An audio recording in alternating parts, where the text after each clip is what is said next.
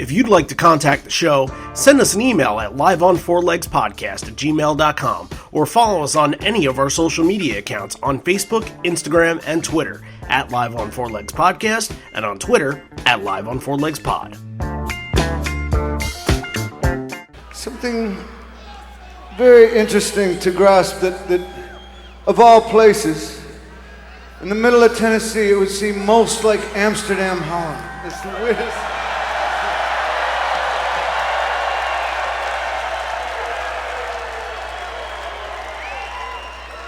If you as a whole crowd told me to fuck off in Dutch right now, I wouldn't be surprised at all. It would just seem... And away we go. You're listening to Live on Four Legs, the live Pearl Jam podcast experience, featuring Mr. Stone Gossard.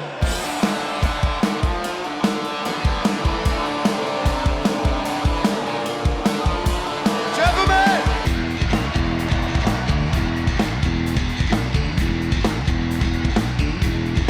Mama Queen!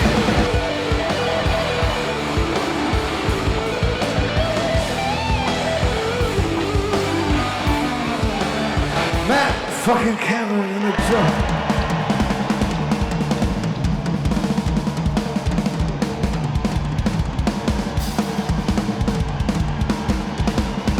Mr. Boom Gasper!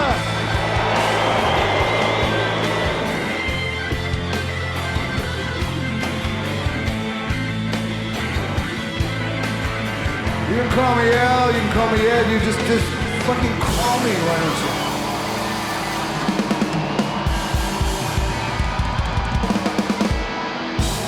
Hey everybody now, welcome to Live on Four Legs, a definitive live Pearl Jam podcast. And whether you're listening in for the 84th time or the first time, welcome back. We are a podcast that focuses on the Pearl Jam live experience. Anytime that you've been to a show, you know how special going to these shows are, and you know the community and being around and hearing the songs, and everybody has a special connection to it. We try to recapture that in every episode, and today we will try to do it with Bonnaroo 2008, a festival show, back-to-back festival shows as we come off a really good show with Pinkpop 2000. Let's see where the discussion falls, as we have a very good guest that we'll get to in just a second. But Randy Sobel here and John Farrar over there. Hello. How are you? I'm doing fine. Yourself? Not bad. Not bad. All right. We don't want to leave our guest hanging, so why don't we get some of our normal housekeeping things out of the way and get right into talking about Bonnaroo. What do you say? Yeah, things are kind of quiet in Pearl Jam world right now. We just had the 10 Club email out, and just not a lot going on. So they postponed the little did live stream did you listen concert to, they were doing. So did you listen to Stone's Sirius show? I have not had a chance to listen to it yet. I've listened to half of it. It's fantastic. It's Stone Gossard. He talks about just the process of recording, and he kind of talked about, like, at the 11th hour, Ed brought in 3 songs that weren't in before, and it really changed the whole momentum of the album. And those 3 songs are what you kind of expect to be the heart of the album almost. And it's really interesting. And he talks, a fair amount about how Jeff... and most of what Jeff did on the album is very influential, and he's really ran the ship for the whole thing. So, really good stuff. I didn't get a chance to finish it, but he said a lot of things like, oh, this song, we were working on it, we were rehearsing it, and we thought it was going to sound really good live. This one we were still working on. So, there's cool little tidbits in there. It's definitely worth your time if you haven't seen it yet. I'm definitely interested in any behind-the-scenes Gigaton stuff. Absolutely. I can get my hands on. Yeah. Absolutely. So, anyway, housekeeping for Live on Four Legs stuff. Next week, we are going to be doing our Last Fan Standing. Well, what is Last Fan Standing, you say? It is an elimination trivia showdown, and that sounds really threatening when it comes out of my mouth, but that's kind of what it is. It's kind of almost like a car ride game where you everybody picks a category. You pick a category and you're like, okay, go around the room and you say, like, let's say Pearl Jam singles. So I would say Even Flow. John would say Live. somebody else would say Jeremy, and you'd keep going until somebody would get it wrong, and the person that would get it wrong is eliminated from the competition. So we'll ask a bunch of questions, and we'll keep going until we have one person left, the last fan standing. So if that's something that you're interested in and want to do, and it'll be more structured than I said it that was just a small description of what it's going to be, but it's going to be a lot of fun, and there might be some growing pains with it, so hang out with us. But send us an email at liveonfourlegspodcast@gmail.com, or get in touch with us on social media. Let us know that you're interested. There's no cap limit. We'll try to get as many people in as possible. It's the whole point of the game is to try to whittle it down to 1, and it's more interesting whittling it down from 30 to 1 than it is whittling it down from 4 to 1. So anything else to add on that, John? Or no, yeah, it should be fun. Yeah, the more people we get, the better it's going to be. So if you're interested, if you're on the fence, if you're thinking about it, just send us an email. Let us know. We'll give you some more information. It should be a lot of fun. Thursday, June 25th, let's say 9 Eastern. How about that? Because that'll give people from the Midwest some time to put their kids to sleep, and anybody from the West Coast, right before dinner, right after dinner. I think that's a good solid time. So if you're interested, let us know. We get a good head count beforehand. I think with Zoom, it's going to be on Zoom. So I think with Zoom, we got to give you, an ID and a password, all that information. So we just want to get everybody who's interested and wants to be involved a chance to get in touch with us, and so we can get that info out to you when it comes time. So the other thing that we have going on, in a couple weeks, we're going to be starting our monthly Wrigley series, where we're going to be doing every Wrigley episode. So it's going to be awesome. I mean, there's so many things to talk about, and one of the things that we want out of you guys is we just want to hear your stories. We want to hear, it could be any of the 5 shows. It can just be one. It could, if you went to all 5, we just want to hear what your experience was like. There's so much that goes in to all the Wrigley shows, and so much that has happened with rain delays, with merch and the weather. Everybody has a story coming from this. It's not just like I went to a show and it was awesome.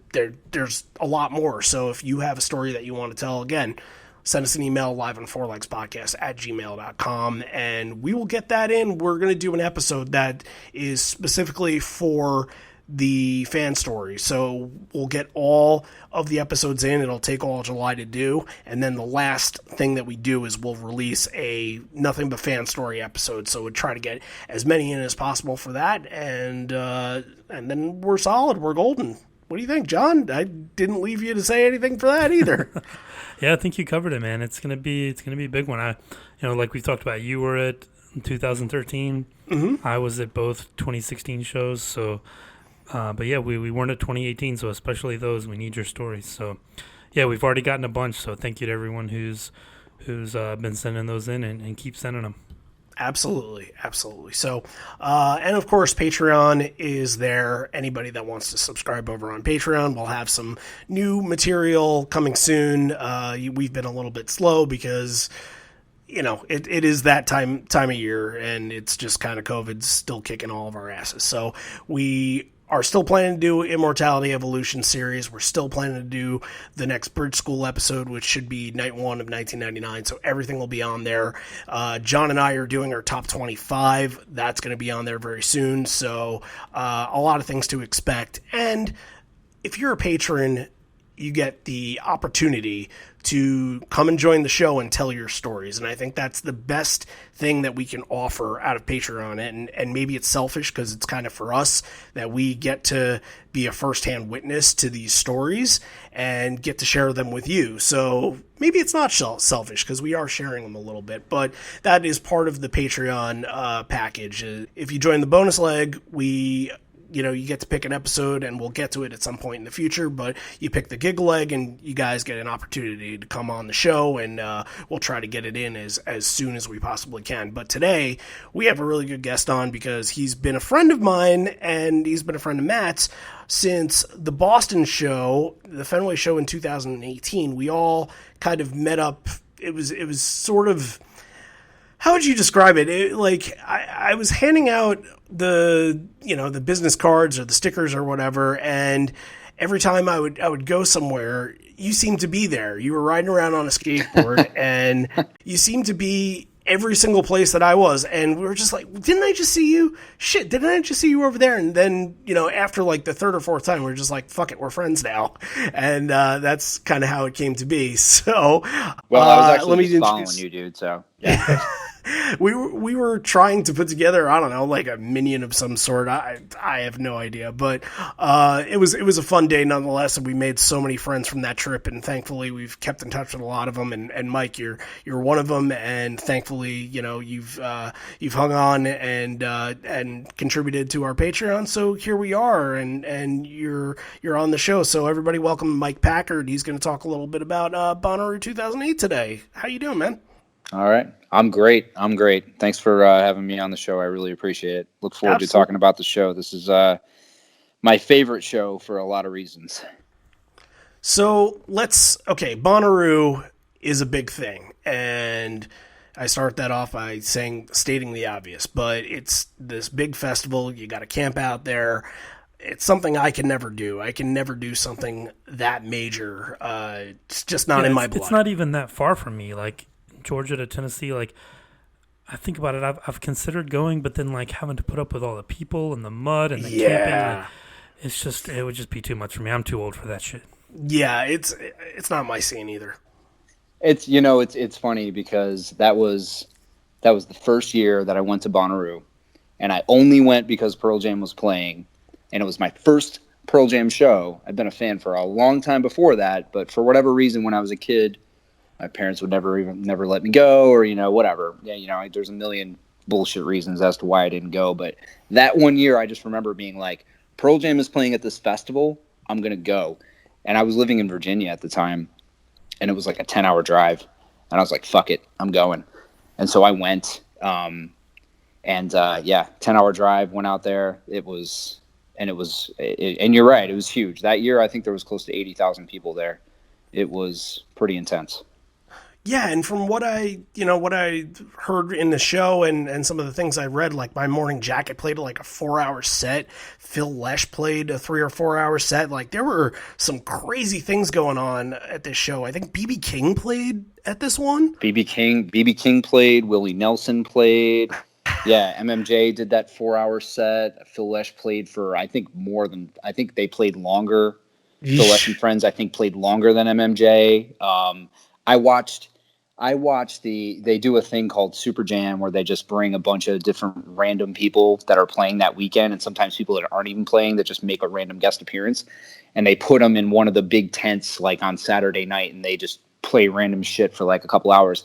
Well, that year Les Claypool was playing. That was when he had his solo thing. It wasn't Oysterhead. It wasn't Primus, but it was just Les Claypool. Buckets of Bernie. What was that one? The Colonel Buckets of Bernie Brains or something. He's got some weird, and then he's got the thing with Lennon, the Lennon Claypool Delirium, which is fucking weird but really cool. But anyway, so that year it was Les Claypool was playing, and there's this gypsy punk band called Go-Go Bordello. Oh, I know them, yeah. Okay, yeah. So they played. That was the first time I'd ever seen them. I mean, this is in 2008, so I think they had just come out. Just crazy energy. I saw them open up for Bad Religion around that time. Did you really? Oh, that's badass. Yeah, and they're Bad Religion's another band I've never seen. Yeah, they're crazy. But anyway, so then Metallica headlined that year too. So it was Pearl Jam, Metallica, and Kanye. But let's not talk about Kanye, please. We're gonna have to talk about Kanye. I literally have a fuck Kanye flag that I made. Yeah, we'll get into that. Anyway, and I made it because of that show. But anyway, so that Super Jam thing, we're all just sitting there. We had no idea what was going to happen. So here comes Les Claypool with Go-Go Bordello, and they start doing Tom Waits tracks. And then the next thing you know, 2 or 3 songs later, Kirk Hammett comes out. And then they play for about 2 hours, and they're just doing Tom Waits songs. It was pouring rain, because it poured rain most of that weekend. Rain's all coming in under the tent, under everybody. People are sitting down because it's like 1 a.m. It was miserable yet amazing, and just it was a lot of fun. I'll never forget that weekend. That was my first of 7 Bonnaroos. That's incredible. That's incredible. I just fell in love with that place. Me and a group of my friends, and we just kept going back. That farm is just just does something, at least to us anyway. People that can deal with it. Right. Yeah. I've never been camping in my entire life, so I don't know if I'd be able to survive Yeah, you'd the probably die, everything but involved. that's all right. Yeah. It's all right. Well, there's an ambulance somewhere on that farm. I'm sure. Yeah, there's medics. But You'll be fine. anyway, so Jack Johnson played at this show, if I'm not mistaken, right? And Eddie got to perform with him. Yeah, they did Constellations. It was funny because I got in line about probably 6 hours before Pearl Jam was going to play. And so I was like off on the side and I couldn't see that well, but I'm sitting there like I could kind of see Jack Johnson on the stage because it was on the main stage, but we were like all crunched up next to the wall way off on the right side. And he's like, yeah, somebody gave me one of Jimi Hendrix's wah-wah pedals. I don't know what I'm supposed to do with this thing. I don't even think I'm actually even supposed to touch it. Yeah, right. Don't. And I'm sitting there like, yes, Jack Johnson, please don't touch Jimi Hendrix's wah wah pedal. But he did. He played it, and then probably I don't even know how many songs into the set, he brings out Eddie, and and they did Constellations, and it was really cool. And again, I was like crushed up against this wall, waiting for them. And it was still raining at that point too, because it pretty much just rained on and off the entire weekend right before the set, and then it stopped raining. But we'll get into that. So Jack did play. Long story long. Were there a lot of safety issues with the show? Because Ed gets into it, and at some point, and they haven't done a whole hell of a lot of festivals to this point. In 2006, they did Reading Festival and maybe one or two other in Europe. They did Lollapalooza in 2007, and that was a big one. And then they do this. 2008 is not a huge tour year for them. It's just kind of a 12 or 13 show East Coast leg. And I think this was the third of the batch of shows. It just sort of kind of randomly pops up. So it seems to me like they think that this is as big of a crowd as they've ever played to. I will say at one point I was a little nervous. There was actually a few points I was a little nervous. And you're right, and Ed does bring it up. I mean, he says during the set, and I know we'll get to it, but he says, I don't know if this is verbatim, but he just says like, there was a long time where we thought we'd never play something this big again. Mm-hmm. And obviously talking back to Roskilde, and before going into the set, though, I mean, I remember because they've got a pit area, and basically what they do is at every like major or every band or every artist that's playing on that main stage, they line you up. They have a couple lines. So they have one line that'll be like the line for Pearl Jam, and the other line would be the line for Jack Johnson, right? Just as an example. And they let they empty out the one side, take everybody out of the pit, and then they let everybody into line for that next act, and they bring them in, right? So we're sitting there waiting for everyone to basically, for them to pull out everybody that's in there for the Jack Johnson set and pull us in. And the walls are just like basically like these like plywood walls, right? Like next to us, that's like basically separating backstage from like the rest of the festival. And they're like shaking, and I'll never remember. So I'm 5'6", I'm a pretty short dude. And I'm sitting there, and I've got this guy who's probably six foot plus standing over me, putting his hand on the piece of plywood, and people are pushing him, and the wall is bowing. And all I'm thinking to myself is, this wall is going to go down, and people are just, all these people are going to fall on top of me and the rest of the people, and we're all going to get crushed. And I was just thinking like, this same shit's is about to happen. Luckily it didn't. So I think maybe Ed did see that, or somebody saw that, or whatever, and that's what caused him to probably bring that up. But yeah, so that was interesting. A little scary at one point. So let's start the show. Let's get into this. Finally, you've been waiting for 6 hours, and they're taking the stage, and you're getting these goosebumps you've never seen Pearl Jam before.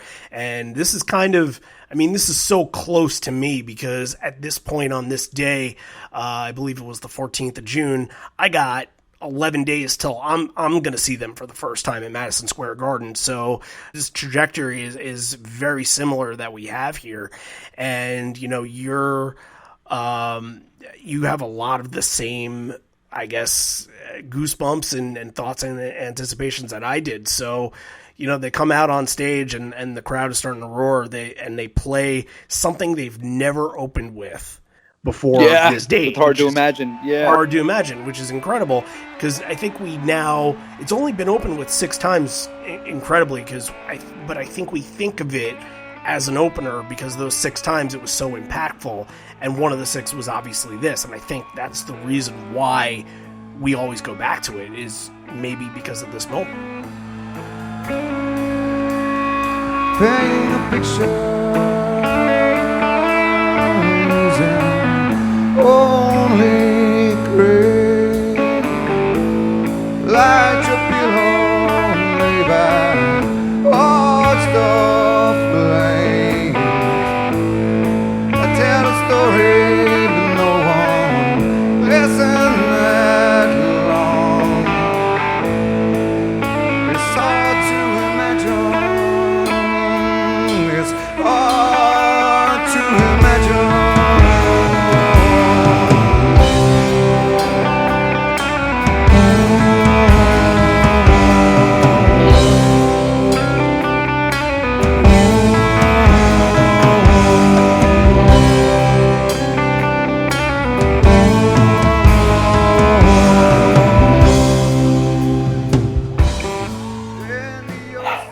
I have this thing where I take a record with me to like almost every show I go to, not just Pearl Jam shows, but any shows. I have a whole wall behind me in my basement here. It's just, I think I've got 35 records that are signed, and I just frame them, put them up. So I had this, this crazy fantasy that I was gonna be able to meet one of the guys, at least, somebody, and get somebody to sign my record. And I didn't bring 10 with me. Everybody always thought I brought 10 with me. I brought Vitology with me. And it was my copy that I bought when I was a kid. So and I still have it. I'm looking at it right now. And I look at it and I hold it and I'm like, I held this at my first set at Bonnaroo. Anyway, so there I am, right? I'm like maybe 8 or 9 people from the gate. And then, that they came out and, Ed comes out with his bottle of wine and, I think that was a 2-bottle show. I think it was. It had to have been. This is a long show. At least, yeah. It's a lot, yeah. And so, yeah. And I just remember Hard to Imagine coming on, and I was just like, thought to myself, like, again, I had never seen them. I had listened to maybe 5 or 10 at most live shows. I'm honestly like, I don't sit around and listen to a lot of live music. I really don't. And people think I'm crazy, but I really don't. So I listened to maybe 5 or 10 in my life, and I watched like, the old Pinkpop shit and stuff like that. But, I just remember hearing Hard to Imagine, and I was just like, oh my God. I was like, this is not something. So I was like, and I had heard stories from some of my friends who had been to a lot of shows that, you just never know what you're going to get with this band. And we all know that, right? Probably everybody that's listening to this, and you guys as well, especially. We make our money off of that. Yeah, exactly. Essentially. You just never know what you're going to get. It's never the same. And it's just, it was, I listened last night. I put it on again. I've listened to it a couple times this last week because I knew we were going to talk about it. And I just, I hadn't listened to the set in probably 6 months or so. And I just put it on. And when it just comes on and you just hear the crowd, right? And just the crowd, I just get, and see, I'm getting goosebumps right now just talking about it. It's just coming on. It's just, it's just magic, man. That's the only way that I can describe it. And that doesn't even do it any justice. You can never go back.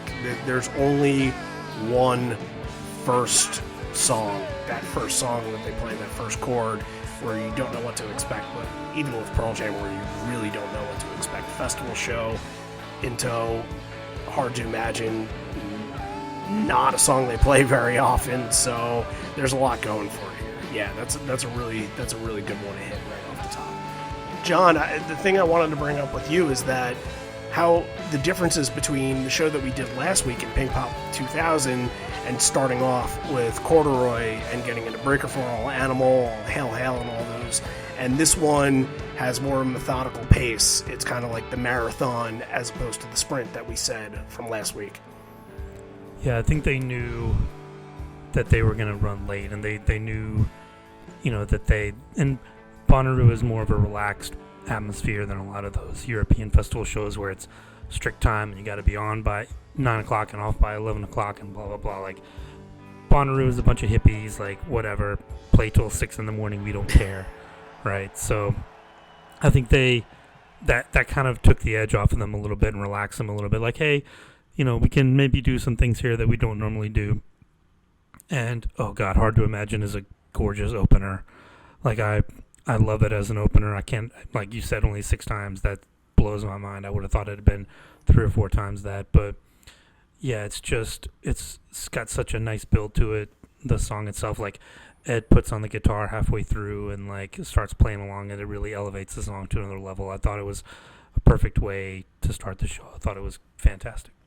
Absolutely great way to ease everybody in and to give them something that really hits you emotionally, and then you get the festival songs come at you pretty hard and pretty early here. Corduroy really starts to get the crowd going and energetic, and I think that's always when I'm thinking festival shows, you gotta have Corduroy at 1 or 2. There's no other way to do it. You got fans from all walks of life. You have longtime fans, you have people that are seeing them for the first time, and people that aren't necessarily huge Pearl Jam fans, but they know the legacy of Pearl Jam. Corduroy's always going to be a song that sticks with somebody. So I like, this is a perfect spot to get the crowd riled up, and McCready's doing some really cool stuff with this. This was, I gotta think for you, the transition between the two here and going from like, whoa, that was sort of, that tugged at my heartstrings a little bit, and this is now getting me fired up. I'm jumping around, I'm dancing, all that. Like, what's the channeling of emotions there?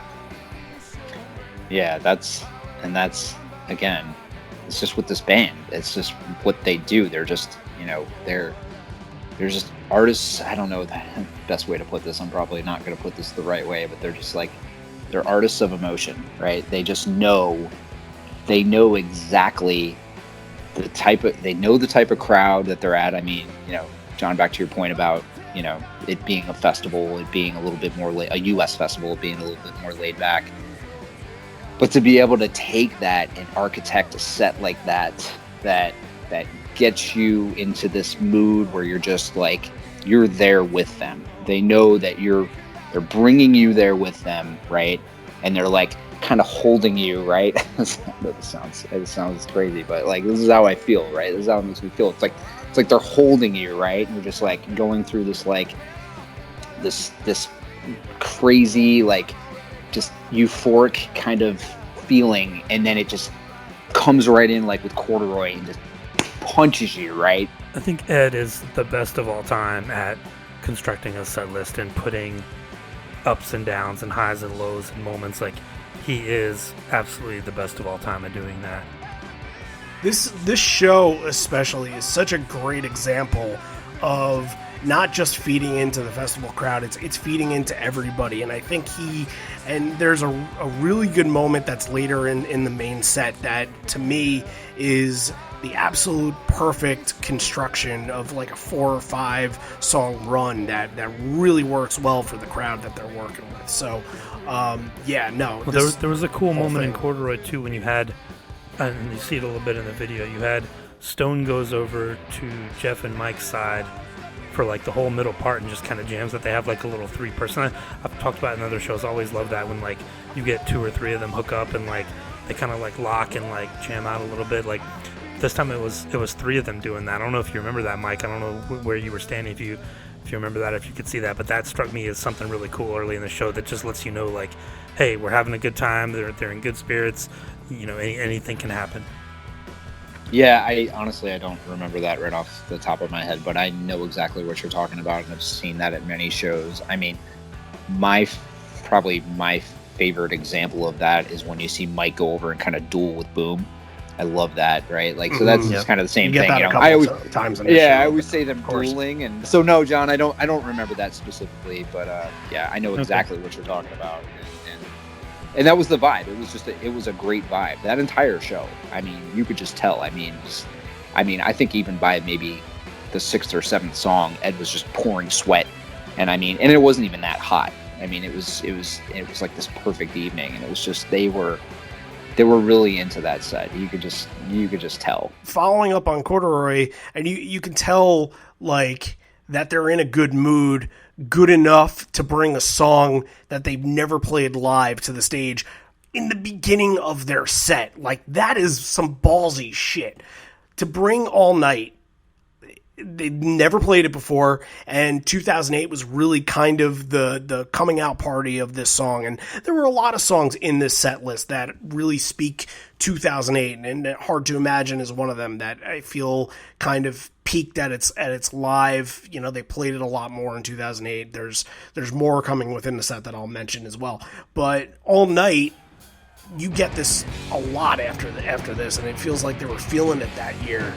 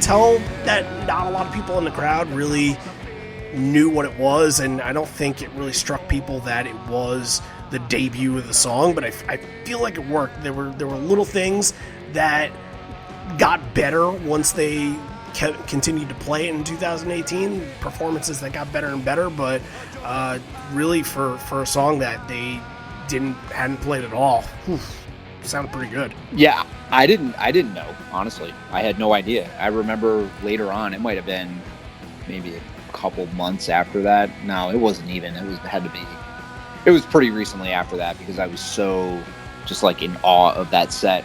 I remember reading, and I was going through, there wasn't a ton of stuff online. This is in 2008. I mean, there was, but it wasn't nearly as what it is today. But I remember reading something about that. Yeah, exactly. So I just remember being like, holy shit, that was the first time they ever played that. And these guys have been playing together for, almost 20 years at this point. I'm like, wow, that's really, really Lost cool. Dogs came out in 2003. He had this song in his back pocket for 5 years. We didn't think it would ever get played.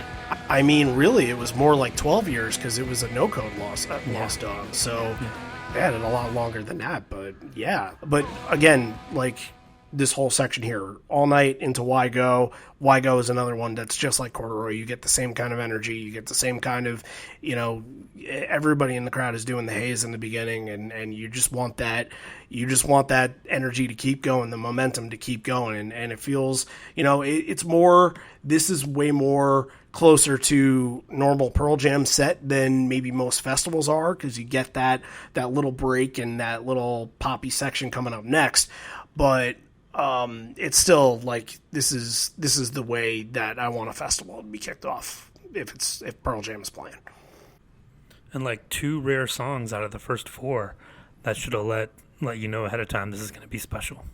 Yeah, there's 3 lost dogs out of the first 6 songs, which is not something you would expect from a festival. But after Why Go, Ed mentions it's pretty good to be up here, and for a time that they wouldn't play stages like this, like we mentioned before, because of unfortunate things that happened in the past, but with great people on stage and this being a perfect night, we're taking nothing for granted. And then he says, since basically I am looking out at a small town right now, we're going to play this one for you. 1, 2, 3, 4. Oh, I seem to recognize your face. Haunting, familiar, yeah. I can't seem to place here. Can I find the candle of thought? This one out of the couple times that I've talked to you about this show, I think you mentioned it every single time.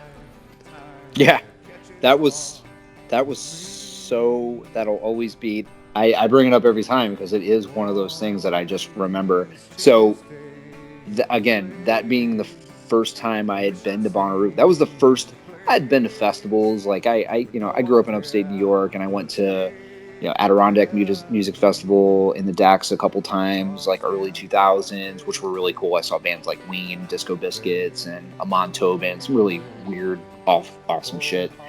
But that was the biggest thing I'd ever been to. And I just remember like being so close to the stage, and they turned on the lights, right? And I remember Ed like kind of putting his hand up, right? Like so he could kind of see, kind of blocking the light. And it just lit up, and the crowd went beyond the like back walls, right? Like the retaining walls, like where the main stage area was. And people were back into like the camping areas. It was like the whole entire festival was there.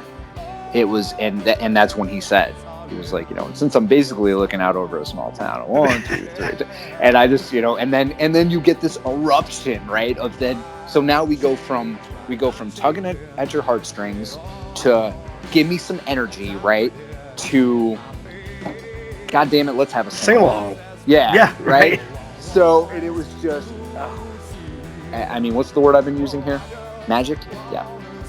Magic would be the one. There were more people at the show than were in the town that I grew up in, so that is accurate. Yeah, that's incredible. So again, it was a small town, right? I mean, 80,000 plus people. I gotta go back and look at the stats and see how many people were there, but I think they say around 72, 75. Is that what they said? Yeah. But who knows? Like, if you're talking about people back in the camping, like, that there's no way we'll ever get an accurate count. This is a little bit of a poppier section here. You get Down After Elderly Woman. And the one thing that I wanted to mention before we kind of scramble some songs a little bit, but I did want to mention just Boom's section on Down. I don't know if I've ever recognized Boom's part before, but it feels like there's a lot of Boom coming out of some of these songs that usually doesn't. I don't know if you noticed that. Not in Down, definitely in a couple of the later ones I did, but yeah, he definitely started, I think starting in 2006, they really worked on fleshing out his role in the show, because I think that 2003, 2004, he would kind of play sometimes, and sometimes he wouldn't really do a whole lot.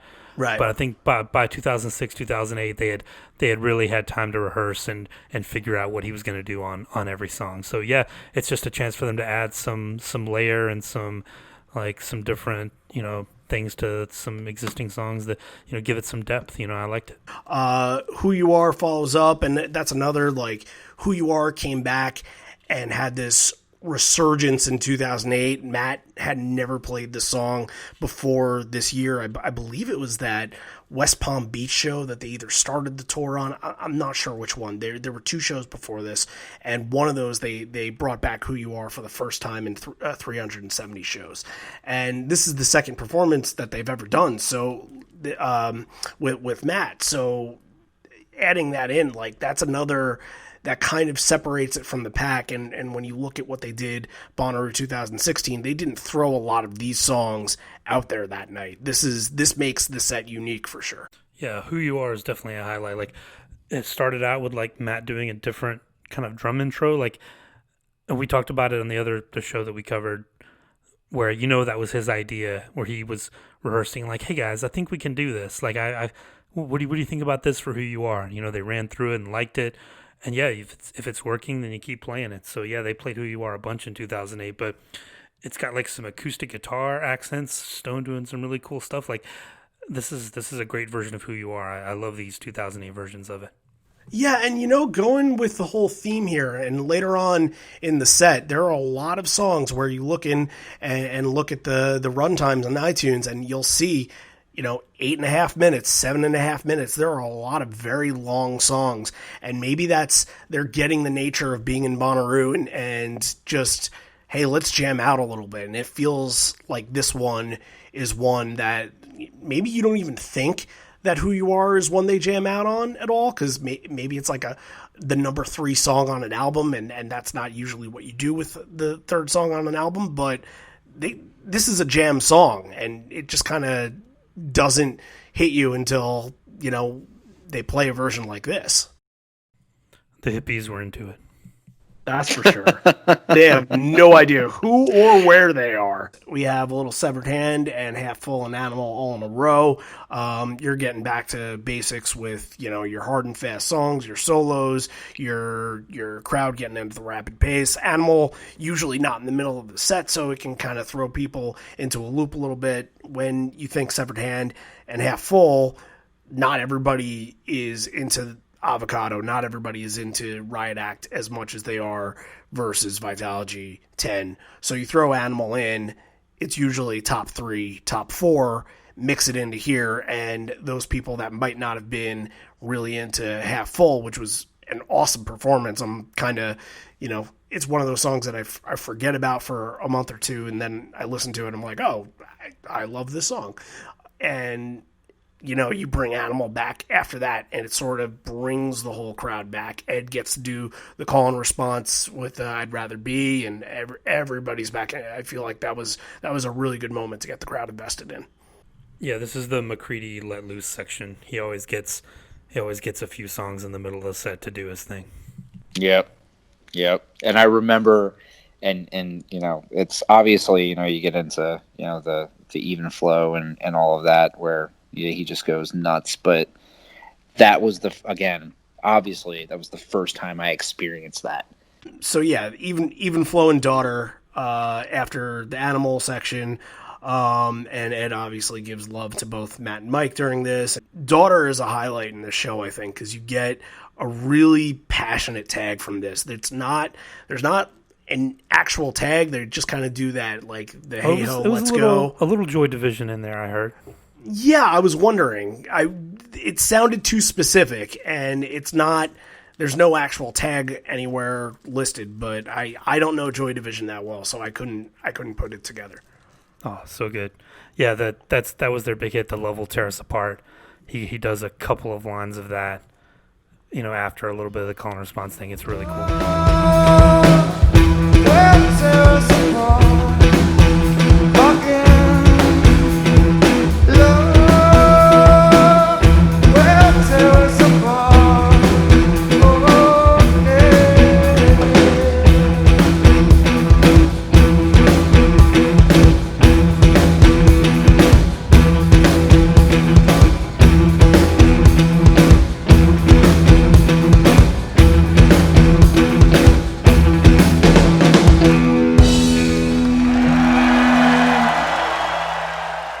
I didn't know what it was when I heard it. I didn't, because I don't think I ever really even knew who Joy Division was till probably 2009, 2010. Yeah. Oh, I would have freaked out if I'd been there. I thought this was definitely a good highlight from this night, though.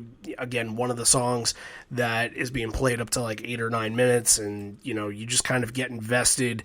And even Ed said at the end of the song, he's kind of like, I don't know what I did there. Sorry I got negative, but didn't mean to do that. And he just kind of went off. It's harshing everybody's mellow. Yeah. Bonnaroo's not that vibe, man. So Ed was also mentioning here something about gas prices and how I guess when Bush took office, gas was $1.46.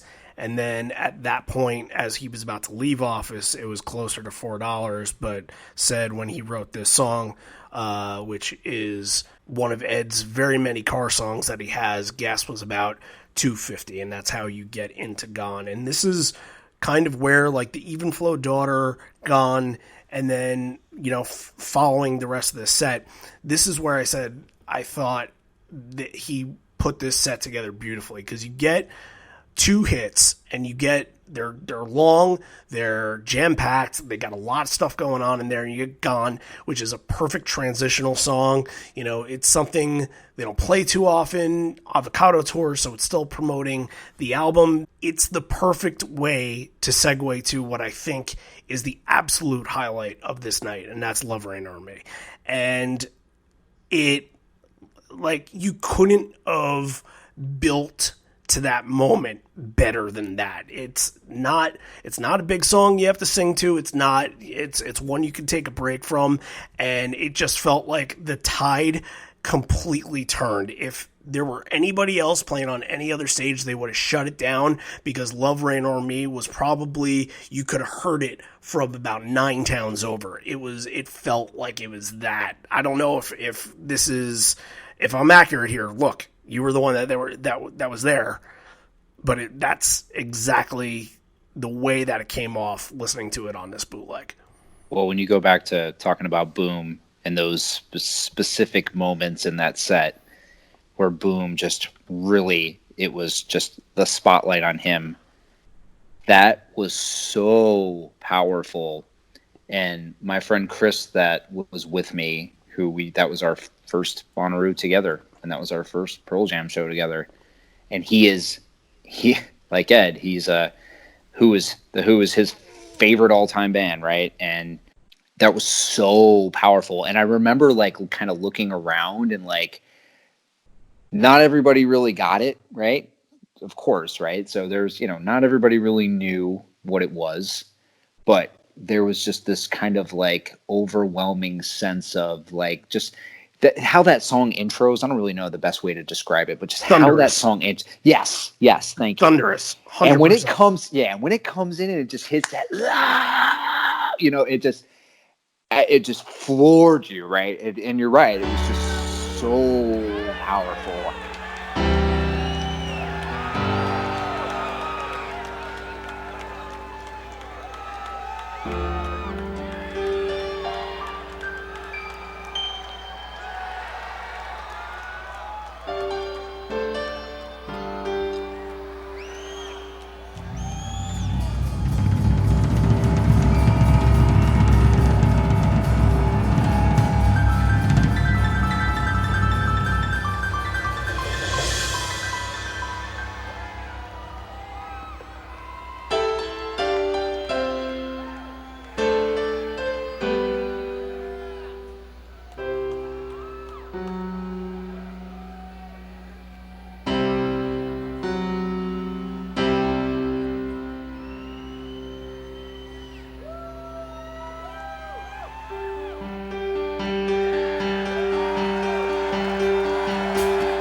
Only love can bring the rain.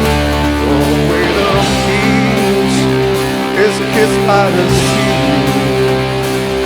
Only love can bring the rain, like the sweat of lovers and in the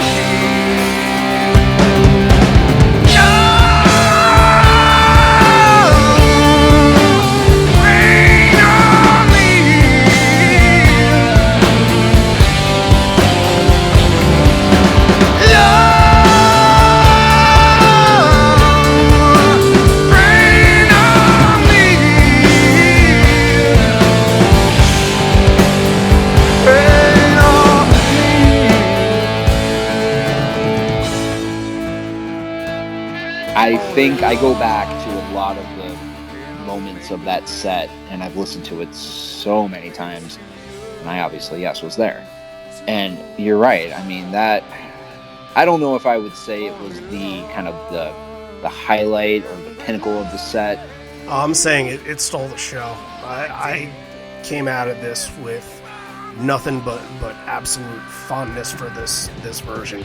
And credit to them, they had only played this song 3 times before this point. And like, this is one I feel like Ed has to be absolutely at the top of his game to say, all right, we're going for it tonight. Like, this is at the biggest moments, the best moments. It doesn't get busted out. Even in 2018, I don't think they played it at all. But he needed to be at his best. He was, I mean, you get to the last point, and when that final scream where he's gonna belt it out, he has nothing left because he used it all. He used everything in the rest of the song. But I think if they made like a DVD compilation of this whole entire night, and you were to ask me to pick one or two songs from the set list, I would absolutely say pick Love Reign Over Me and show that crowd going all the way to the back. And I love what they usually do. They usually dim the lights real low, and they're kind of like blue, and it's kind of ominous, kind of shade. This to me is just incredible. It's filling atmosphere. It belongs in a set. It was on set every single time. It was on the fan club single that year, right? Not this version. Yeah. But the studio version. Yeah. Oh, was it really? Oh, I didn't know. Yeah, that. you're right. Oh, that's cool. You're right, because they would go on to do it. I don't know if it was on the 2007 fan club single or 2008. Yeah, it was but they one would of those two. Yeah. They would do it at a VH1 Rock Right. of Honors Right. later that year for the Who. So Oh, and Ed's been listening to Quadrophenia since he was 7, 8, 9 years old. Right. So he knows these songs inside and out. He doesn't even have to. how many think about it. times? Yeah, how many times is he in there, cosplaying Roger Daltrey? Well, and that's the thing too. When you think about this, right? I remember thinking to myself, and I think this often, right? Like when I'm watching any band, right, especially a really big band that's playing something like a crowd that size, and they get to play something, and when so we all know Ed is like a Who fanatic, right? And this guy lives in this perfect world where like Pete Townsend is his best friend type shit, like Jesus, what a life, it reminds me kind of like Good Guy Girl, right? But like, I just remember thinking to myself, like, this guy is up on stage belting out with everything he has, a song from his favorite band, right, to 80,000 people. Like, just imagine if like one of us were in a band and we got really big, we were playing that kind of crowd, and like you got to go up there and just do a Pearl Jam song, like your favorite Pearl Jam song, and just give it everything you got to the 100%. point where at the end of it you have nothing left, right? Like that to me is just so I can't even fathom what that's got to feel like. I do that in karaoke every Saturday night. In your basement? Yeah, That's right. fantastic. This part of the set, starting with Gone and Love Reign Over Me, I think it elevated this set. I think the energy, the level of musicianship, the level of the crowd intensity. I think this was the point where everyone started to realize, like, this is what's happening here is pretty special, and like almost every song after this has some kind of cool moment in it. Like this part of the set really took off and really elevated it to a different level. Yeah, for sure. Evolution, Rearview Mirror finish you off on the first set, and this is a 3 encore show. You're here for a while, so, and you can even tell Evolution and Rearview Mirror, Ed is still in post Love Reign. He's feeling it still, and he's gotta catch up a little bit. His voice is a little bit behind. It's a little bit off. It doesn't matter. They're both pretty thunderous versions, especially Rearview Mirror. Another big standout from this show. The section that I love from Rearview, this is a great bridge, and it's backed by Jeff's rhythm, and you get all three guitars that just sort of go in all different directions, and it works, melds in so perfectly. And then Matt kind of does something. It's just Jeff and Matt, and like you hear a little bit of Mike in the background, and it's sort of that bridge collapsing moment where they break back into the song, and it's one of the best from versions of Rearview Mirror that I can remember in a long time.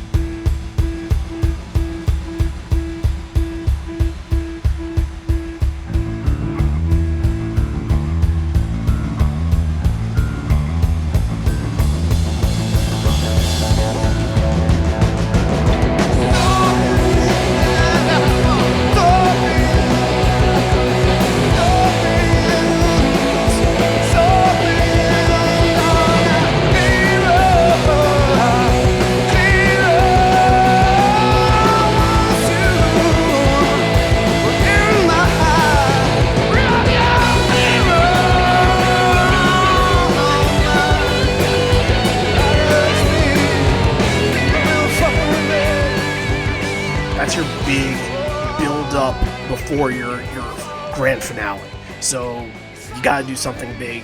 It's everybody's anticipating. They're all clapping, and I feel like they absolutely nailed it. That was one of the best in any song besides like Love Rain or Me. Like one of the best moments to build to the end of the song. It was just absolutely perfect. Yeah, it's almost. I don't want to know. We talk about how Rearview Mirror has, like, they kind of steal elements of like the Beatles, Pink Floyd, Fugazi, whoever else that they kind of channeled during that middle part. Would you say that this one had a little bit of like almost a Grateful Dead kind of middle section influence in it, since they were kind of playing to that crowd? It had a jammy vibe, that's for sure. I've heard a couple of versions that have had very similar kind of Grateful Dead. It was kind of spacey, it was kind of out there. And when you and usually when I think of that, I think more Pink Floyd, because that's their ordeal. But yeah, this I can see that it was a lot more jammy. It was kind of spaced out a little bit more instead of just hammering everything in a row there. It's different. That's the thing. And you guys nailed it, right? I don't really have to elaborate any further, but I mean, like, when you're there, like, isn't that such a huge moment where, like, I feel like this is one of the songs that I knew if I saw this in my first show, I would remember it forever, because it has that, it's that sort of impact. And I can just see looking around. Did you look around? Did you get to take in the atmosphere of this one? How are you feeling at the end of the set? Where are you at? I mean, at the end of that set, I'm sweating my ass off, right? I've just got a giant smile on my face, which I pretty much did the entire set. I mean, everybody else, and that was the thing with this set, is it was, I mean, we already said it, but it's long. It's a very long set, and it's like this emotional roller coaster, right? It's all over the place, but everybody is still there. It's still packed. I mean, I've been to a few Pearl Jam shows where, like, I'm up close and I'm not not super crunched in. Like, I've got a little bit of space around me, right? But like this one, it was packed, and it stayed packed until, 20 minutes after the final encore. So yeah, I mean, at that point it was, we were just, it almost felt like, and you guys, I feel like a lot of people get this. Maybe everybody does. I don't know. But it's always like, it always goes by so fast. It always feels like it goes by so fast, right? Oh, so when you're in the middle of it, it takes so long to get there. And then once you're in it, it's over in a flash for sure. Well, that's the thing. Like, you sit there and listen to a full album that's, 50 to 60 minutes long. And I mean, it's like, holy shit, I just listened to a whole album, and an hour went by and you didn't even realize it. So like, at that point, it's like a lot of time has gone by. How much more do we have left? Well, don't worry. We got a good amount left. Nobody knew that, obviously. How about 3 encores left? Yeah. That's, and granted, it's the third is just kind of a one song tail ender, but it still counts. It's still 3. So there's a lot of time left, and it's not just song depth, it's time of songs too, because you got a couple of here that are, hitting on close to 10 minutes. So let's strap in for this. And immediately coming out of the encore says that, something interesting to grasp in the middle of Tennessee. You mentioned this before, the melting pot. It's like Amsterdam. If you told me to fuck off in Dutch right now, I wouldn't be surprised at all. Like, that's such a perfect description of what's happening. It's smoke filled, I'm sure. And big moment of this show. And this, you get W.M.A. And this is probably the most relevant Pearl Jam song at this current moment. And at this time, they hadn't played this song full. They've tagged it a lot. That doesn't really count in the metrics and the numbers. So they haven't played this song full in 458 shows. And Since 95, Yeah. Matt's never played it in full before. It's only the 9th full performance, and they're doing it in more of a unique style. Stone's out with the acoustic guitar, and he's really taking the lead instead of, this was a very Dave A heavy drum intro where, that's the defining sound of the song is the drums, and the drums sort of take a little bit of a back seat. It's kind of, aside from kind of getting a little bit heavy in the middle, it sounds like this is the trajectory. If they were to do this at a bridge school show, this is the direction that they would take it. It's a little bit toned down. Obviously bridge school would be much more toned down, but it it doesn't have that thunderous kind of kick in that it usually does. But you know what, they kind of have to mix it up. You're bringing it back after all these years. You kind of have to figure out a way to bring it back, and nobody realizes it until the lyrics come in. You won the lottery when he was born. Took his brother's white breast to his door. Trained like dogs, color and smell, walks by me to get to him, policeman, policeman.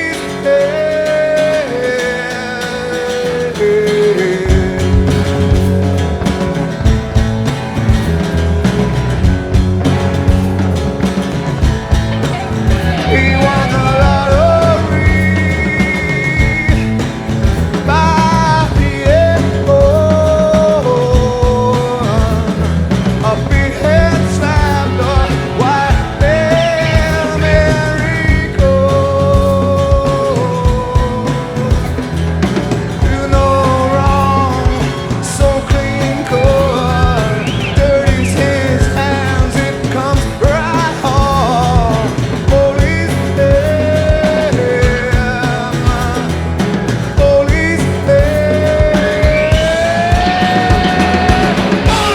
stop my brother again. Police stop my brother again.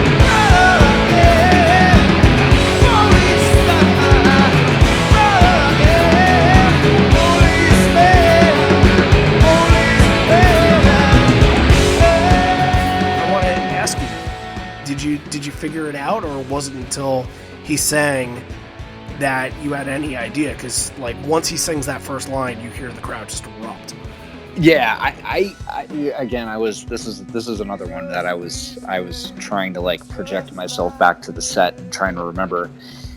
I don't think anybody, to your point, I don't really feel like anybody really knew that W.M.A. was coming. I don't fully remember. Again, I mean, this is quite a while ago, but I'm trying to think back, what were we thinking? And I think it was probably just we thought just kind of some kind of random jam piece was kind of coming in, and then when the lyrics come in, I mean, it just, everybody knows W.M.A. It's I don't know, maybe not everybody knows W.M.A., but that's one of those songs that I just think if you know any of the early Pearl Jam stuff, right, and you think back to verses, you just you know it, right? So and a lot of people there, I'd say a majority of people knew Pearl Jam, probably obviously a lot of casual fans, but I mean, people just went nuts. I mean, that was very cool. Look, this led to 5 more performances in 2008, and it's another one that we mentioned before, All Night and Hard to Imagine, and even Love Rain or Me, being played at that VH1 gathering. These songs define this little 2008 tour to me, who you are as well.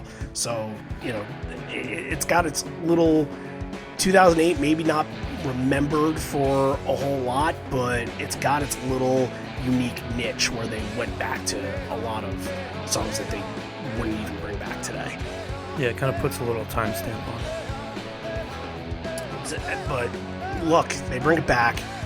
It hits really well. It's a great version. You know, we get a little bit of a somber tone from Matt. It's not, you know, it's not going crazy like Dave used to do, but it still works tremendously. And then this is a whole right here. This could be your show, and this was really 20 minutes worth of your show. So you get Better Man Into Black, two of the biggest crowd participation songs back to back, and it's sort of taking part of, I guess, the early, you know, lead in section to get to something faster and something bigger. There's a lot going on here. With both of these songs. So just, these are crowd pleasers. Yeah. Was the crowd pleased? That's what I want to know. Well, so if you guys ever get the opportunity, which you will, and you have, if you ever go on YouTube and you just search for Pearl Jam Bonnaroo 2008, there's like a professional level video that was made for the Better Man set. And it sucks because they cut out like half of like the Save It for Later outro, which sucks. But that's why you just listen to the boot. But that sing along, that really, like, that was one of the kind of like defining moments of the show, I think, because that was probably at that point the most powerful kind of crowd engagement or sing along, whatever you want to call it, at that point. She lies and says she's in love with him. She dreams in color, she dreams in red. You got it. She lies and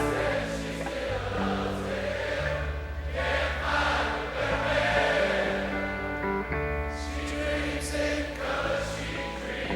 She dreams in color, she dreams in red.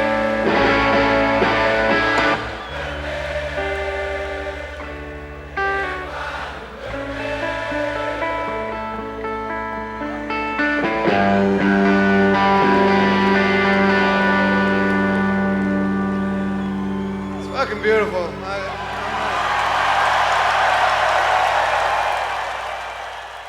It was sort of almost a break in character because it sounded like he kind of set it off mic. He's like, "Whoa, that was beautiful, you guys." Like, yeah, he said, well, that's what he said. He goes, "That's fucking beautiful." That's exactly what he said. And then the whole crowd just goes nuts, right? And so then they play it, right? But then that's when they get into the Save It for Later outro, which I had never heard, right? I didn't know what that was, right? And I heard it, and I was just like, but it just went on forever, it seemed like, right? And it was so cool. And then, right into Black. And it was like, I remember, what did Ed say exactly? He said something about, like, you know, it's so beautiful, something, something. And then he said, and now I'm going to play you the saddest song I know. Yeah, he said something about he was able to see as far back as he was able to, like, as far back as the festival went, he was able to see everybody at that point. And that's why I think about this section right here, because you have two of the, you know, the most emotional, heartstrong songs, and everybody is there, you know, getting to feed off of this. So, well, you got to be getting close to 1 a.m. too. Don't forget about that.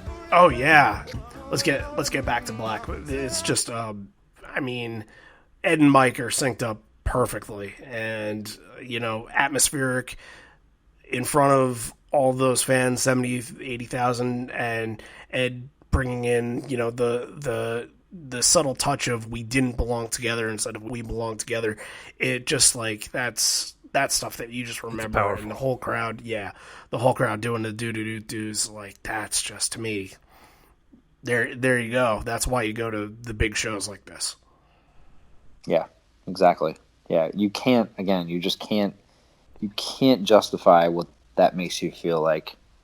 Words just can't. You just can't do it. I mean, I look at so many of those shows I've been to, and I get that. You know, I don't want to sound like a jerk here, but it's just magic. It really is. I mean, yeah, they can reach that transcendent level more than a lot of bands. I mean, they can reach it more times in a set than some bands do in their whole careers. They're unpredictable. They really are. You just have no idea what's coming, right? But then there's just, even when it's like, here's these couple kind of like B-side tracks, you know, they throw in some Lost Dog stuff or they throw in whatever, and it's just kind of like, yeah, I don't know what this is, right? And then all of a sudden, oh, here's Even Flow, or oh, here's Black, or here's Better Man, or here's Corduroy, or here's Rearview Mirror, right? And it goes back to how well he's mixing everything in. Everything together again, everything right? Is in. Yeah. He knows this little section right here is going to be the one that everybody's going to take home with them, and you know, the one where he wants to take. This is almost selfish for Ed, that he wants to take in the crowd as much as he wants the crowd to respond to what they're doing. This is his moment as well. This, I mean, we can't really glance over much of this. Life Wasted is not much to discuss here. The one thing that, John, I wanted to bring up is I felt from this version that I kind of wanted more. Maybe it was following Black, and it was following such a deep Black that it's kind of, it put that song in a tough position. But yeah, I think it's just a victim of placement. Like, you can't follow up that with something else and expect it to stay at that level. They needed something a little more light-hearted to kind of like give everybody a chance to take a breath.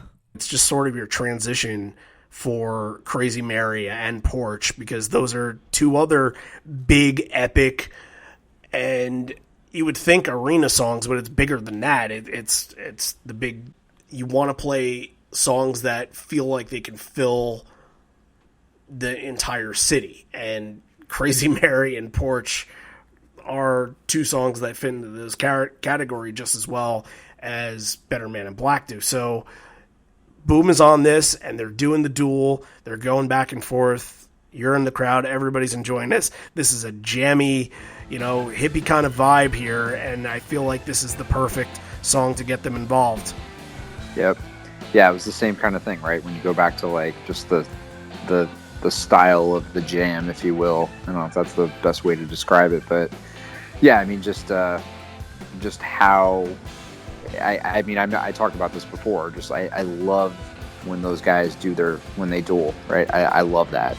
That's like one of my favorite things about Pearl Jam shows. I just love seeing those two go back and forth, which sounds crazy because there's so many other great things about Pearl Jam shows. But yeah, I mean, at this point, you got to think we're now like, it's like what, 1:30 in the morning now, roughly, something like that. I mean, we've been going for hours, literally. I mean, like, but everybody's still into it. Everybody's going nuts because that's the thing. Going back to the set list, right? Like, you have this like, you're kind of like you're ebbing and flowing kind of throughout the set, right? You've got you're calming down, you're a lot of energy, you're all of that, and then now all of a sudden, coming out of Better Man and Black, and then you go into Life Wasted, whatever, right? I think that was just a kind of like hey, I need to go get a drink, right? Even though nobody was going, could move anywhere. Nobody was going anywhere. That was the thing too, and I don't know if Ed realized that when he was putting that set list together. He had to have. There's so many fucking people there, but I think that I probably forgot. In fact, I know that I forgot, and I'm willing to bet that a vast majority of the audience forgot that we're sweating our asses off. It's past 1 o'clock in the morning. We've been going at this now for, this is Saturday night. So a lot of us got there Thursday afternoon camping. It's hot, raining. It's, whatever. You just completely forgot about it, and everybody's just going nuts. And I mean, we're ready, right? To me and to a lot of us, it was almost like the set just began. Like, all right, cool, let's go. What's next, right? And honestly, there's so much more time left. And it feels like it's more than 5 or 6 songs. It feels like I actually did the math on it because I wanted to see how long I had to finish listening to it before dinner. And I think from Porch until the end of the show was about 45 to 50 minutes. I think you're not wrong. There's a lot of there's a lot of time in between this. So let's get to Porch, because Porch is really, really impactful here as well. And it's a classic Ed moment. And John, I'm going to defer to you just because the state of the world that we're living in right now, like, could these words that Ed is saying here be more relevant to today? Oh yeah, we should play the whole thing. Not the whole version of Porch, but the whole little speech there. We talked about last week with Pinkpop, where, you know, listening to Rival just kind of punched me in the face, and like got kind of emotional listening to it, because you're just like, man, this song, like, it just kind of hits you in the right place out of nowhere. And this too, like when he goes in that speech in Porch, like, yeah, could not be more relevant for 2020 and everything that's going on right now. Before, when I was talking about seeing all the lighters and see how many people we have here, as much as music brought you here, I am absolutely sure that a song or music cannot change the world. Absolutely positive of this. It can have a slight effect, it gets us through, but it cannot change the world. But you all, this many people, it is determined, it is positive, it is proven that this many people can change the world. How do we know? Because it is written, it is stitched into the fabric of our flag, it is welded into our Constitution, that the people have the right to make change.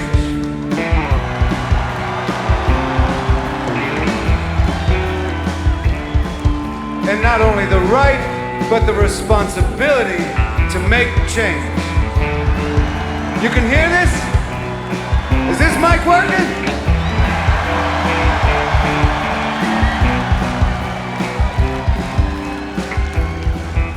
In this planet, you know, there's a time and place for all this, right? This kind of talk.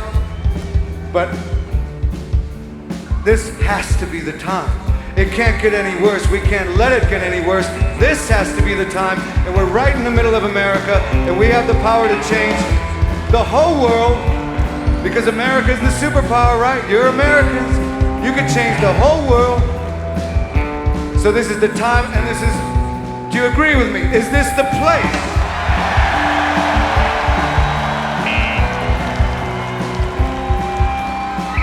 Thank you, because I'm saying this stuff just to even remind myself.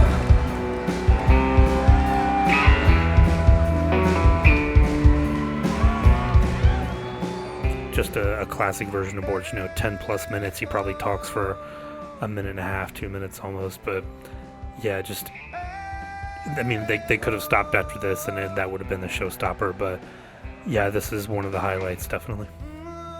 Yeah, he's got everything he's getting super just passionate and emotional about it too, because he'll say it when we get to know more. He'll say how mad and angry he is that nobody's talking about the war still going on, and this is part of that. This is part of him channeling that. And we're at a time, this is equidistant.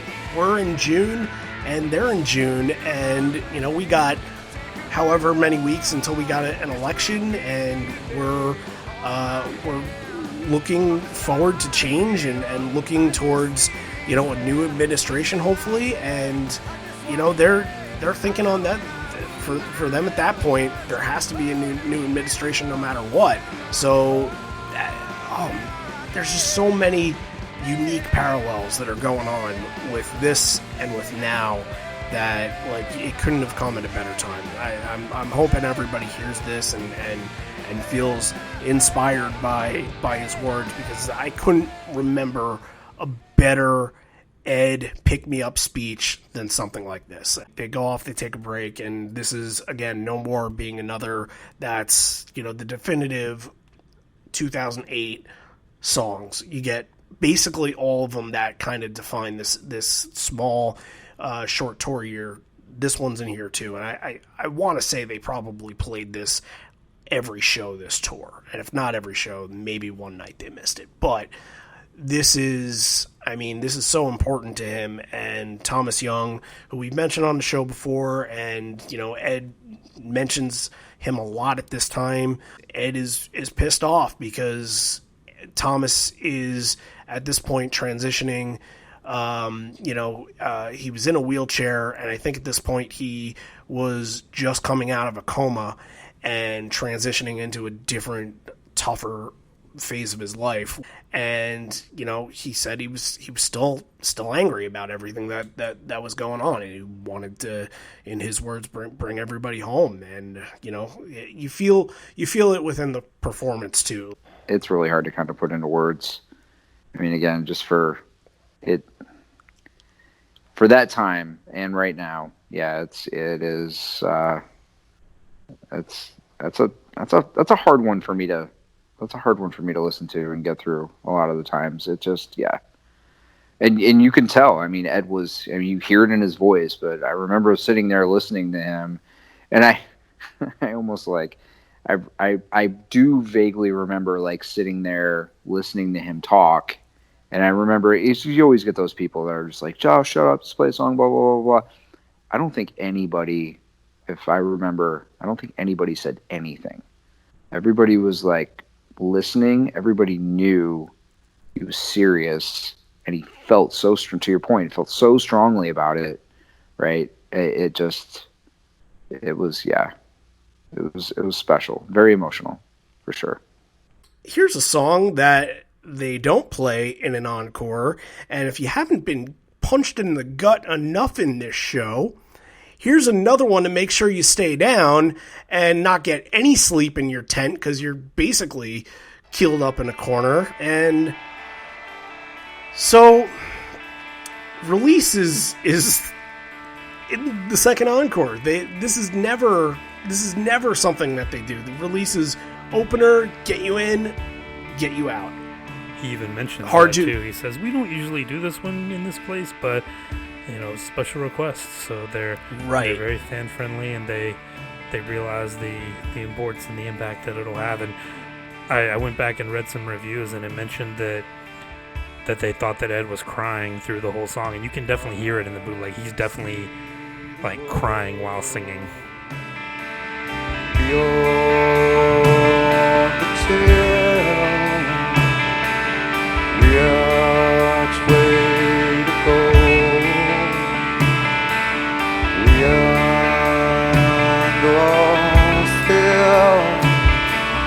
I see the world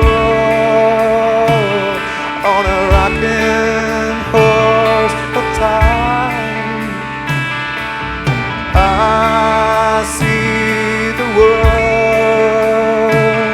in our head.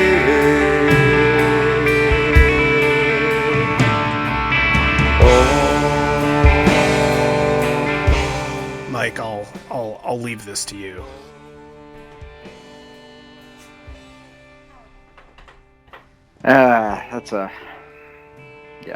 So for me, a little bit of very brief history on Pearl Jam. For me, when I was about 9, I mentioned this earlier. It was my dad had introduced me to Pearl Jam. So my dad was sick a lot when I was a kid.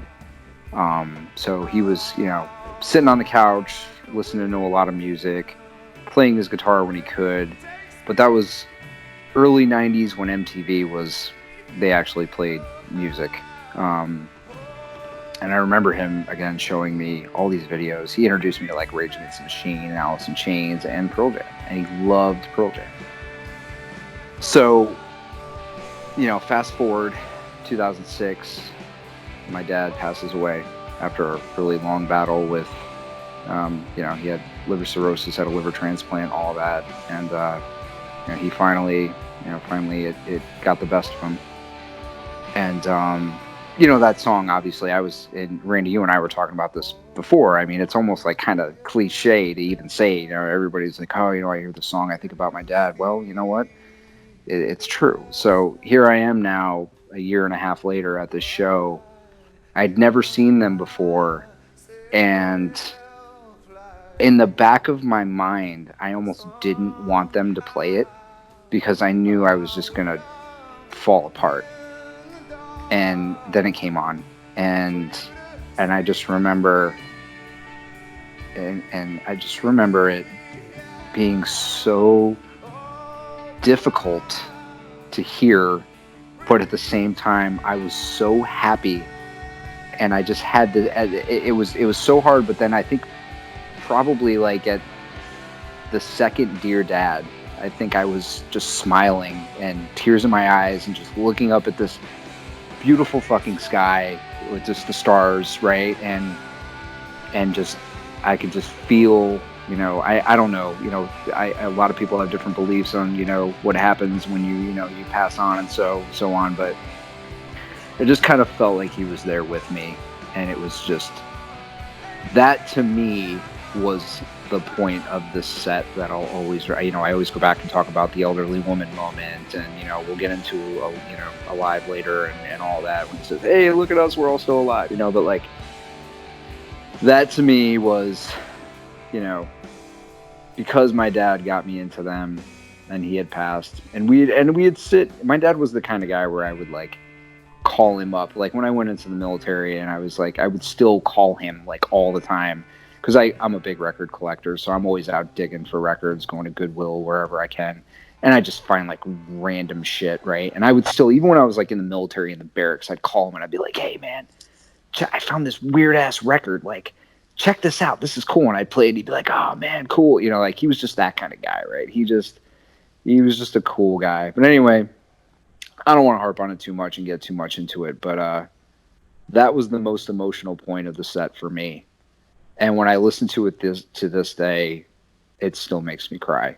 From anybody that's there going through that, I'm sure they're having similar moments, whether or not it's a spiritual or just a moment that they can just take a second and just think about it. It's why they're there. It's, they write these songs for a purpose, and they write these songs because they have as much of an attachment that they think everybody else is going to have to them. And they wrote with Release, finishing off, their debut album, and finishing it off on such an emotional point is just, there's no... And I think it speaks to the song too, that 27, 28 years after the song was written, they can still channel kind of the original impact of it and the original, kind of moment that it was that created it, all this time later. That just speaks to their power as a band and his power as a lyricist and vocalist. And yeah, like a lot of bands, you play a song for 25, 30 years, you're just going through the motions, but you don't get that with Pearl Jam songs. Yeah. That's for sure. So you get like, it's such a, I mean, this combo is never next to each other, but it feels like they're so intertwined in so many different ways. And, you would think that Releases would fit in right at home with the Mama San trio. It would, it just feels like it's there. It's a part of that. And to get them back to back to basically, close out a massive show, like you said, to scream out, we're all still alive at the end there's, I can't think of a more emotional and a more just, it's almost like an accomplishment. It's an achievement that we all were there together. We all went through this, and we all kind of, with the 75,000 people, you're saying that you're hanging on to the plywood. There are people in there that are probably in the middle that they don't have water, they don't have anything. And to get to that moment, it's this euphoria of like, there's nothing else in this world that matters. And it's perfect. It's just, again, it's just that experience, right? I mean, it's unless you go to a Pearl Jam show, right? Or a band of that caliber that's that in tune with their fans and their art, right? It's hard to describe. But yeah, I mean, that set again, it was, I can't, I'm so incredibly fortunate that that was my first show. Like, that alone is like, that is just, it still kind of blows my mind sometimes when I look back at that. Like, oh my God, like that was and again, I'm like, man, I wish I would have went when I was younger, right? But whatever, I didn't, so. I think we're at the point of the set now where we can bring that discussion and start talking about Kanye. A man that we don't talk about on the show very much because, well, reasons. So from what I've been able to gather from reading some articles, he made a big stink about wanting to go on when nobody else was playing. And he wanted the whole place to be focused and attention on him. And that's all he wanted. He didn't want to play during Metallica's set. He didn't want to play anybody else's set. He wanted everybody to be by his stage. And that was important to him. So he asked for this time slot, this 4 o'clock time slot or whatever it was in the morning. And the thing is that gave Pearl Jam more time to kind of go off and do this set so they could come out for an extra song after their second encore and kind of play it out a little bit. Because Kanye, they had to get off stage, and Kanye, his whole set production took 2 hours to put together. So people that wanted to sit there and wait for Kanye had to wait for 2 hours, which is just a little bit ridiculous. And, I don't agree with Kanye on any of this, but I can see how he's pissed off. But he shouldn't be pissed off at Pearl Jam. He should be pissed off at himself. Yeah, so I feel like I need to pour another glass of wine before we start talking about this one. But so this is how this all kind of went down. And so if my memory serves me correctly, and I'm usually pretty good about this, Kanye was supposed to go on at, I think, 3. And 3 then, yeah. And then Ed made the comment about, I can't remember exactly, but he made the comment about, I'm supposed to tell you guys to stay over here, right? But Phil Lesh is playing over there, right? The people who put on this beautiful festival has asked me to tell you that now is the time to take the. I'm not gonna say it.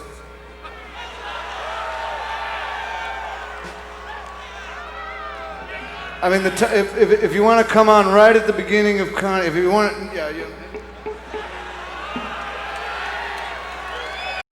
From what I recall, the boys played longer, right? They kept playing, and that pushed, because you're right, it was like a 2-hour production to get it. I think it was the glow. I read that Glow in the Dark.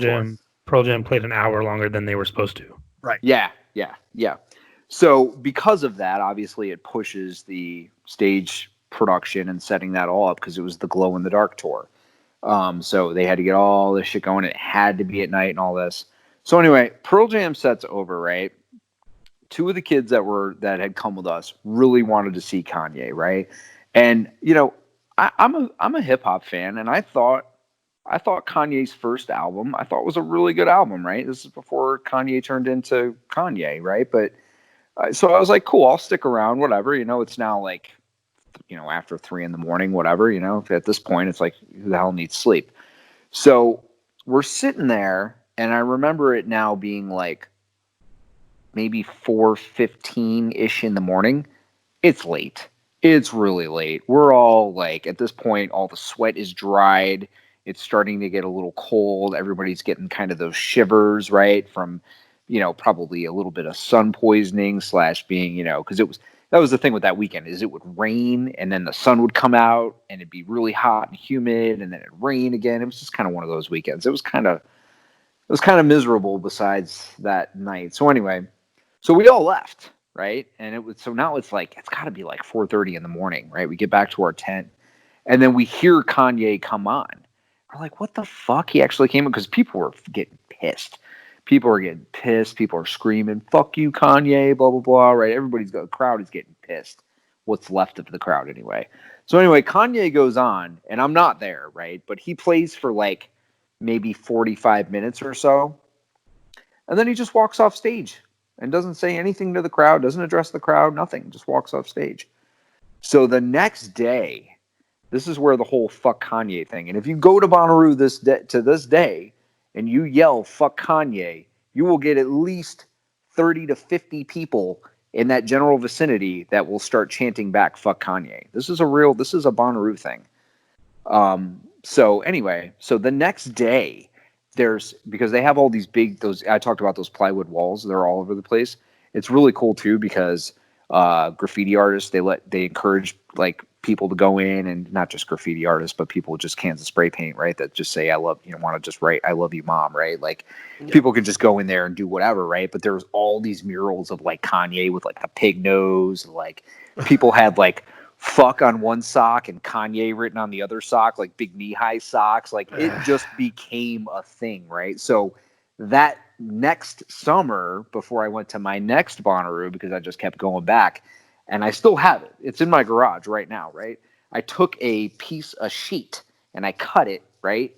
And I went to Michael's and I bought these big block letters, just big wooden blocks that are probably about like 6 inches tall each one, right?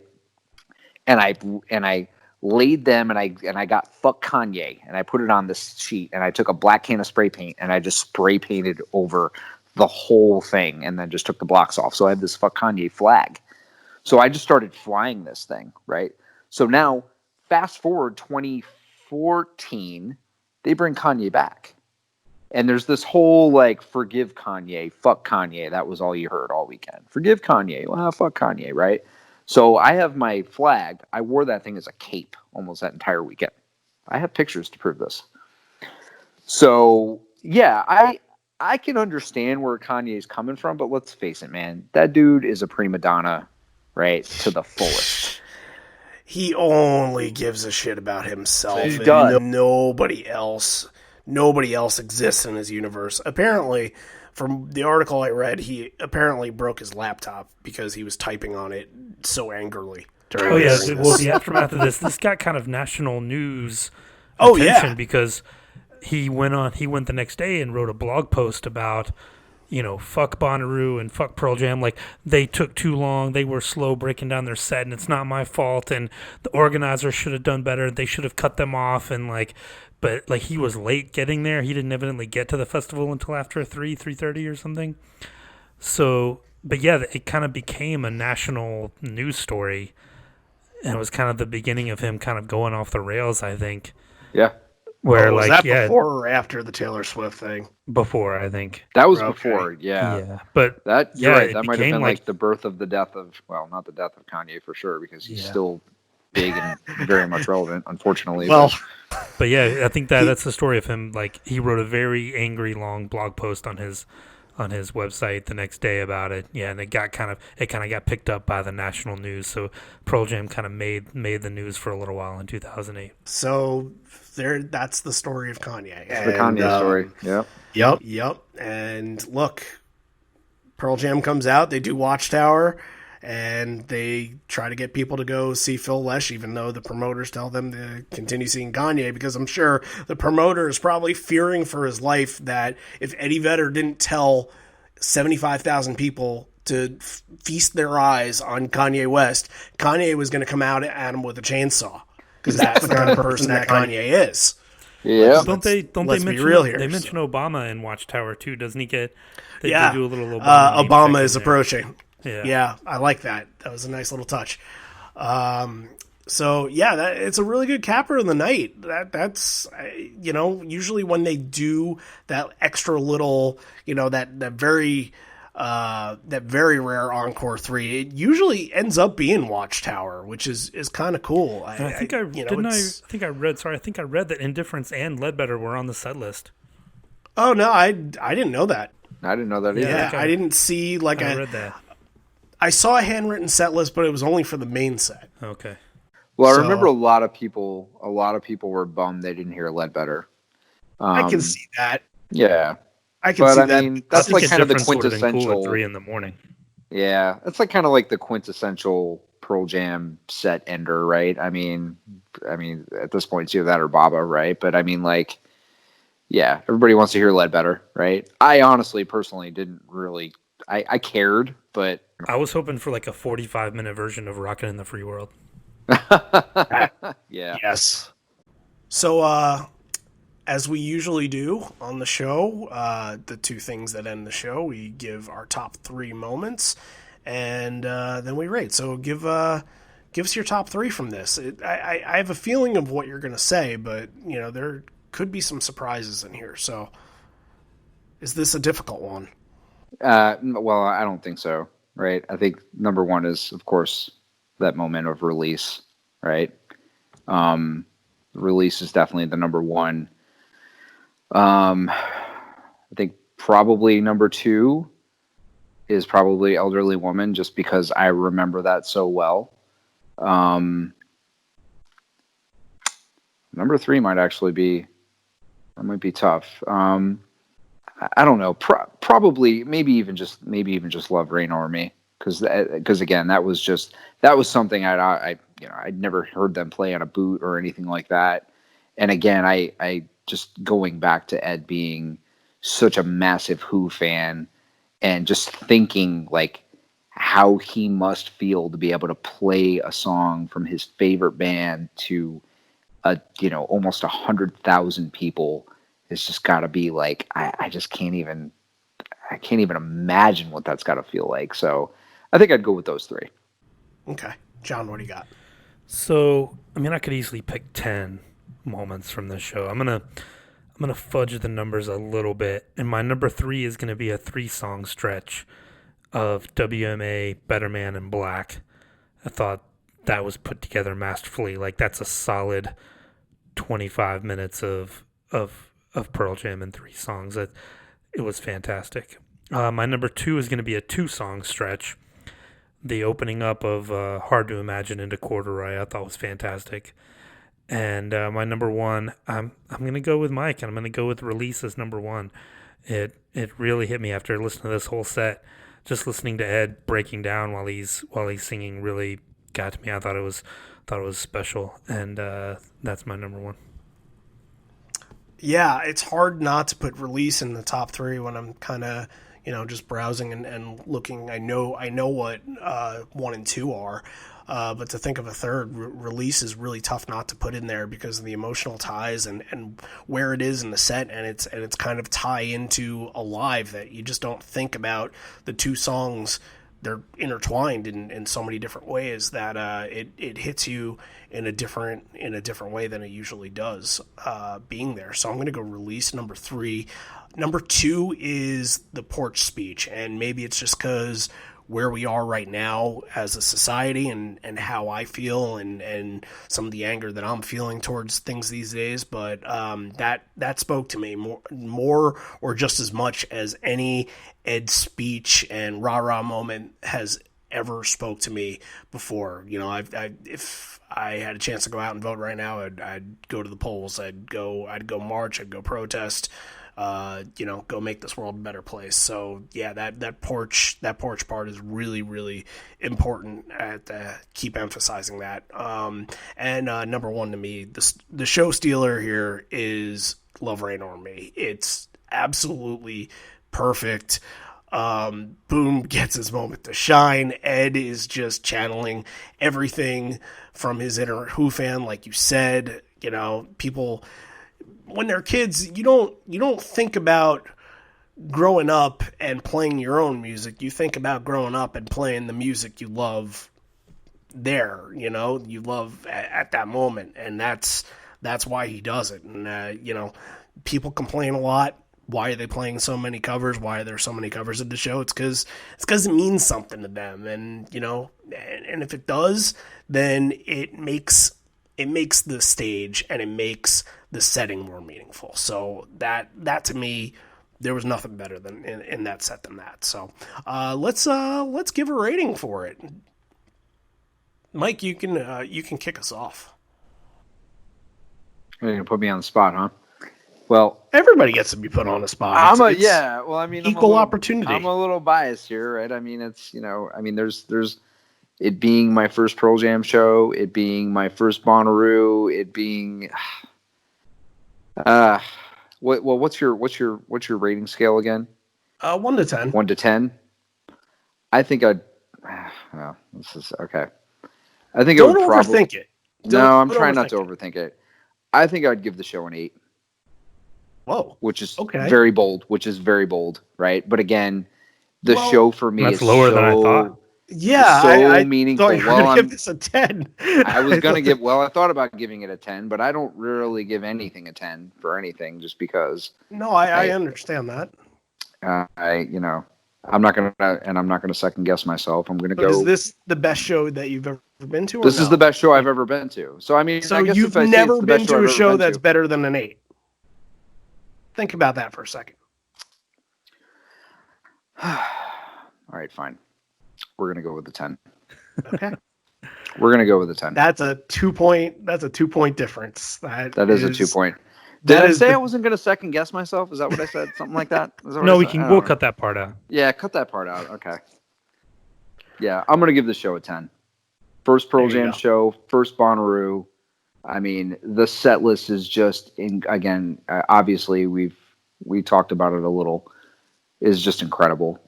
I mean, the way it is constructed is it's perfect. It really is.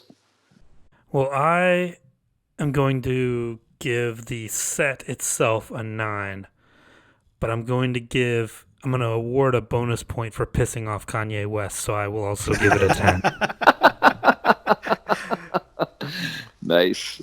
So there's some gray area there. No, it's a 10. Or is it a 10? It's a 10. It's a 10. Okay. But bonus points awarded. Yeah, that counts. Yeah. I think while talking about this with you guys, I think that I didn't realize that this show is more special in the grand scheme, in this grand scheme of Pearl Jam shows in their history, that this show has sort of a landmark, kind of tie to it. And before going into this, I was just thinking, pretty good festival show, but no, this is better than your average festival. They don't do a lot of U.S. festivals. Most of the ones that they do are, in Belgium and Spain and those kind of places. So to get one in the U.S. and, again, maybe they did like Jazz Fest and a couple of those other ones, but not too many. And Bonnaroo, like at this time, I'm thinking, because it was around like 2005, 2006 where people started to really talk about Bonnaroo. Bonnaroo's like the height of the festival game. And if you're headlining Bonnaroo, you ain't nobody. You're a big deal. It's a really big deal to be at this show. The set construction is next to perfect. I think it's a really, really good 9 that I'm gonna go back to at some point and listen to a lot. If you want versions of songs that feel like, they have epic builds and epic rises, then yeah, this is the show for you. So I'm fine with giving it a 9. I don't give 10s very often anyway. So.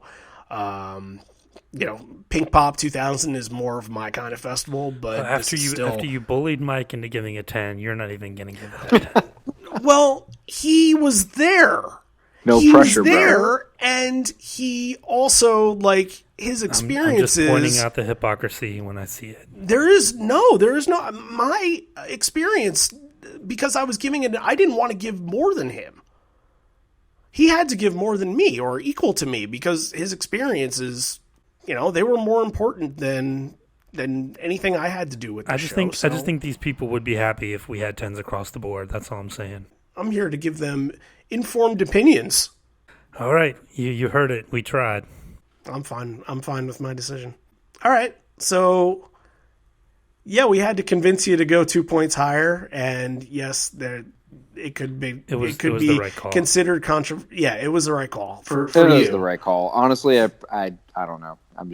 That's typically what I usually always go to. If I love something and I really feel that strongly about it, on a 1 to 10, I usually give it like an 8. I once gave a show a 17 on this show, so don't feel bad. 17. Holy John shit. also can't count 1 through 10. So, Well, yeah, I was gonna say there's a problem with math, but that's okay. Mike, we thank you for your patronage. We thank you for your friendship and joining us to tell all your great stories Absolutely, today. man. Thank you for telling us the stories, and thank you for sharing your experience. Like that was great. Whether to or hear not you a wanted firsthand them, experience of a show like this, I thought it was fantastic. Yeah. You did a great job. Thanks. whether or not you wanted them to be a 10, it was a 10. So I wasn't getting out of this without that number, just to let you know. No, I figured as much. I can tell. But look, guys, I really thank you very much for the opportunity. This was really, I've been very excited about this. I was almost kind of nervous about it because I was like going back to the set and listening to it and like trying to remember as much as I could. A lot of it just kind of comes back to you naturally when you hear it. But I really appreciate it. I really appreciate everything that you guys do too, as well. And for everybody out there, for all the listeners out there, make sure you continue to support Live in Four Legs, the definitive Pearl Jam podcast. Hear that plug? You like that, huh? Couldn't have said it better myself. I've said it 84 times every episode. And I just said it better once. Yeah, we're gonna have to clip welcome. that and put that where I say it in every episode. So I think that makes more sense. People probably want to hear my voice more anyway. So I'm gonna let you guys go. I'm gonna hop off here. All right, man. And I appreciate it, you guys. Have a good night. All right, take care. And on that note, next week we are doing Verona 2000, and that's for all of you patrons that have gotten the bootleg. Remember to download it, and we are doing the forum, so it should be up by the time this episode is up. So if you want to get in that discussion, we'll get some things down, and we'll get your comments in the episode. So we will see you next week. That was a jam-packed episode that we had just there, but it was good to get all that stuff in there. And any last parting words, John? Black Lives Matter. Make the change. There you go. Okay. This may be the end. We're here, but not for much longer. And although we may be parting ways, I miss you already, and I miss you always. For Randy and John, and thanks again to Mike for requesting this episode and his patronage as always. And if you want to be a patron, go to patreon.com/liveonfourlegs and contribute. And you know what? We're very close to 50. When we hit 50, I'm going to do something special for everybody, something that John doesn't even know. So hang on to that. If you want to be part of that 50, we're 4 away. Head on over, help us out. Anyway, yes, we will see you back next week for Verona. Until then, good luck with your lives. Two riders were approaching. Two riders were approaching. Two riders were approaching. Obama is approaching.